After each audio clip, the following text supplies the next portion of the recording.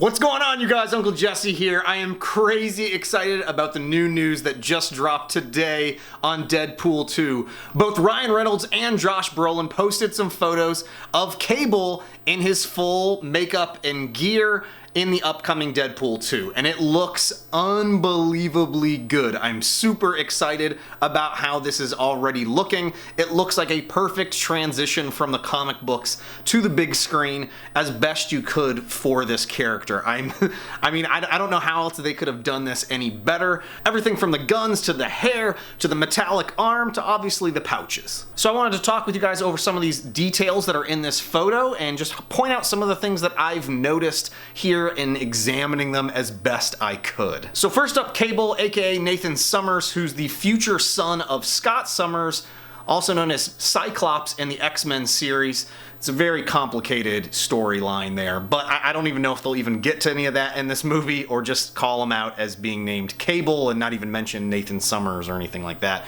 X-Men or any of that craziness. But I have to imagine they must call out some of it since the X-Men were part of the previous Deadpool movie. But the big thing that Cable is known for is not only that metallic arm, but also having these huge guns that he works with. Everything from the comics to the video games that you see him, he typically has these massive, crazy guns that he's brought back from the future that he uses in the current day. So what we can tell from this photo, it looks like it's some sort of a vector assault rifle with a grenade launcher attachment and some sort of a 50 caliber barrel on the front of it, as well as what looks like a Tommy gun stock on the back of the gun. Again, I'm not a huge gun expert or anything like that. All I know is everything from playing Battlefield and Rainbow Six Siege and other shooter games. So if you guys know in the comments, let me know what you think in more detail that might be. But one aspect of this gun that I wanted to call out that you might have missed is there's actually a dial on the gun, and it looks like it goes from 1 all the way up to 11.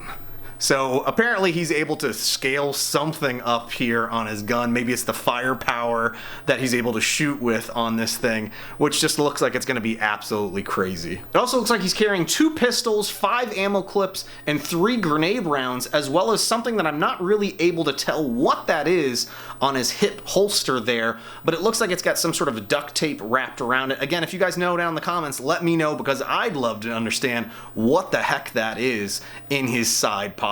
So both Cable and Deadpool were created by Rob Liefeld, who is known for huge muscles, big boobs, big guns, as well as lots and lots of pouches.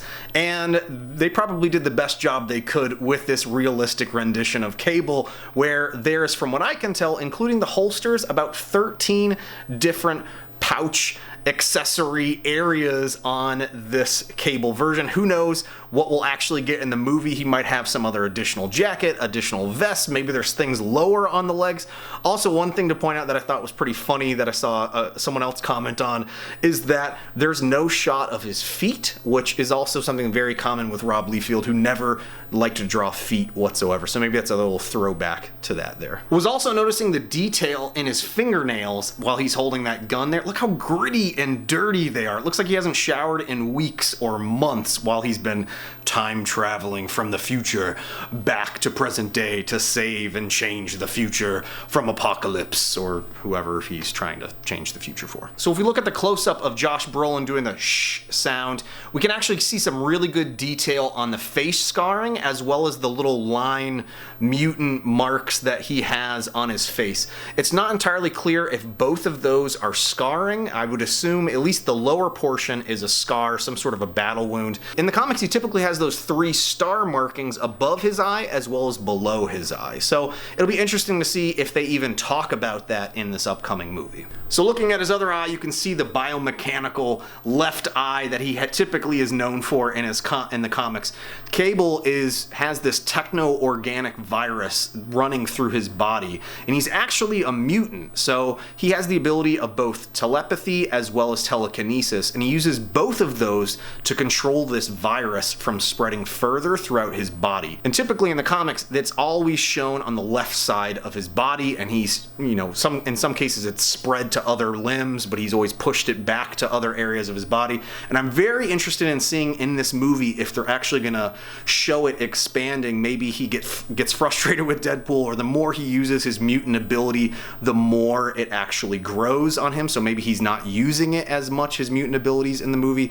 Who knows for sure until we actually see it, but it would be interesting to see if it actually covers a portion of his face. Also want to point out his hair. It looks perfect on him, and it's also just like my haircut. And it's also known as the douchebag YouTuber haircut. So looking at that metal arm, it looks really badass. It doesn't look anything like Winter Soldier's arm from the Captain America series and Avengers movies. I had a feeling it wouldn't, but I wouldn't have been surprised if it looked very similar, since the arms almost look identical in the comic books. But I like that it's bulkier and looks more gritty than what we see in the Civil War movies with Winter Soldier, where it just, you know, it looks really bright and shiny. This is really dull, metallic, heavy metal looking robotic arm that he's sporting there. Also, typically in the comic books, he's got a computer embedded inside of him that allows him to do teleporting as well as time traveling that he talks to for different stats on things. So it'll be interesting to see if they incorporate that at all into the movie or not, if they just leave it on the board. I don't know if it's too far out there for this, but it would be interesting to see how they handle that, if anything. So the big question I have is, what's up with that teddy bear on his hip? For some reason, it has me thinking Hope Summers, which again is a comic book reference to a character from maybe the last 10 years who Cable ends up actually traveling through time with to escape Bishop, who's another time traveler from the future, to help raise her and save her, and they're expecting her to be the next Messiah for the X-Men universe. She's almost like another variation of Jean Grey. But I'm really wondering if they're going to incorporate her at all with this. Maybe he's coming back to save her? I have no idea. But the teddy bear is a little bit awkward, so I'm trying to figure out how that might be incorporated into the movie as well. But yeah, that's basically it. Everything I wanted to cover. I mean, obviously there's some references to other movies that Josh Brolin has been in, especially Thanos in the upcoming Infinity War movies.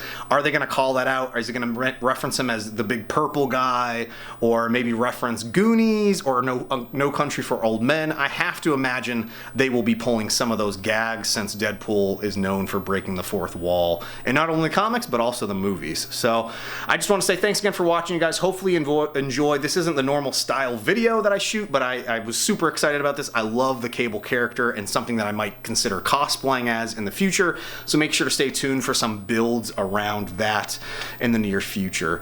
But I just want to say thanks again for watching, you guys, and I'll see you next time. Bye now.